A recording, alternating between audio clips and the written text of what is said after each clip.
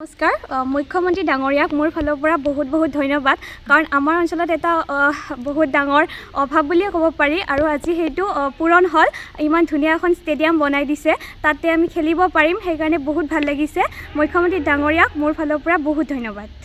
এইটো অঞ্চলত বহুকেইখন গাঁও আছে আৰু তাত মানে এনেকুৱা ডাঙৰ ষ্টেডিয়াম নাছিল এতিয়া গোটেই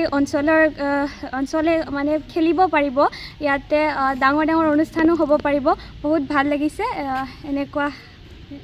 ষ্টেডিয়ামখনৰ নাম শ্বহীদ খৰ্গেশ্বৰ তালুকদাৰ ষ্টেডিয়াম মুখ্যমন্ত্ৰীক মোৰ ফালৰ পৰা বহুত ধন্যবাদ আমাক এনেকুৱা খেলাৰ সুবিধা দিছে আৰু গোটেই অঞ্চলৰ মানুহে খেলিব পাৰিব বহুতেই ভাল লাগিছে সেইখিনি আৰু বহুত দিন আগত কি ক'ব হয় পোনপ্ৰথমে মই আমাৰ অসমৰ মুখ্যমন্ত্ৰী হেমন্ত বিশ্ব শৰ্মা ডাঙৰীয়ালৈ বহুত ধন্যবাদ জনাইছোঁ এনেকুৱা এখন ধুনীয়া ষ্টেডিয়াম তাৰ ভিতৰত আমাৰ ইনডোৰ আছে ভিতৰত টেবুল টেনিছ বেডমিণ্টন খেলিব পাৰিব আউটডোৰ আছে পেভিলিয়ন আছে ক্ৰিকেট ফুটবল এইবিলাক খেলিব পাৰিব আমাৰ বৃহত্তৰ অঞ্চল আমাৰ উজান বৰবৰী গণকপাৰা কৰ্দৈগুৰি বৰতাৰী এনেকুৱা এটা বৃহত্তৰ অঞ্চলত এখন ডাঙৰ ষ্টেডিয়াম নাছিল ল'ৰা ছোৱালীখিনি মানে খেলাৰ সুবিধাৰ বাবে তেওঁ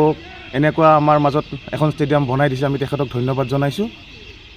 বহুত কেইবাবছৰ আগৰ পৰাই মানে এইটো হোৱা মানে কথাটো শুনি আছিলোঁ এতিয়া আমি হোৱাত দেখিবলৈ পালোঁ শ্বহীদ খৰ্গেশ্বৰ তালুকদাৰ মিনি ষ্টেডিয়াম আমাৰ অসম আন্দোলনৰ প্ৰথমগৰাকী শ্বহীদ খৰ্গেশ্বৰ তালুকদাৰে নামাকৰণ কৰিছে ষ্টেডিয়ামখনক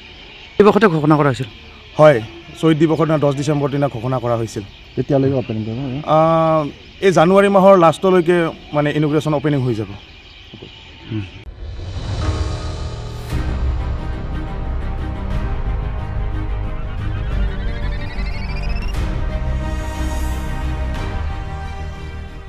নমস্কাৰ মুখ্যমন্ত্ৰী ডাঙৰীয়াক মোৰ ফালৰ পৰা বহুত ধন্যবাদ কাৰণ আমাৰ অঞ্চলত এটা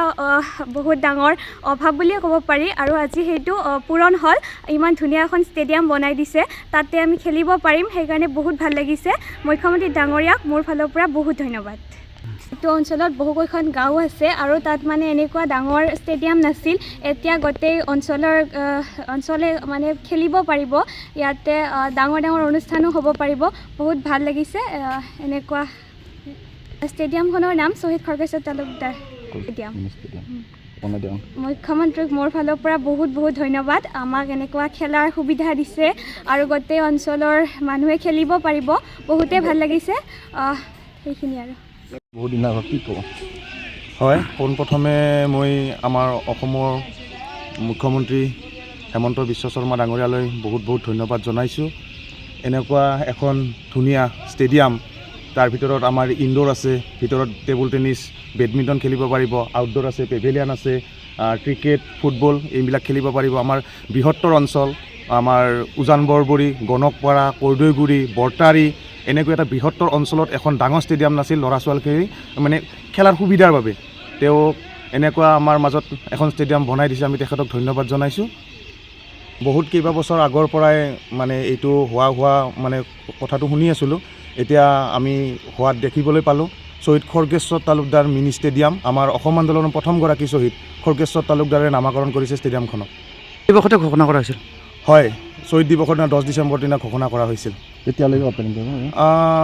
এই জানুৱাৰী মাহৰ লাষ্টলৈকে মানে ইনগ্ৰেশ্যন অপেনিং হৈ যাব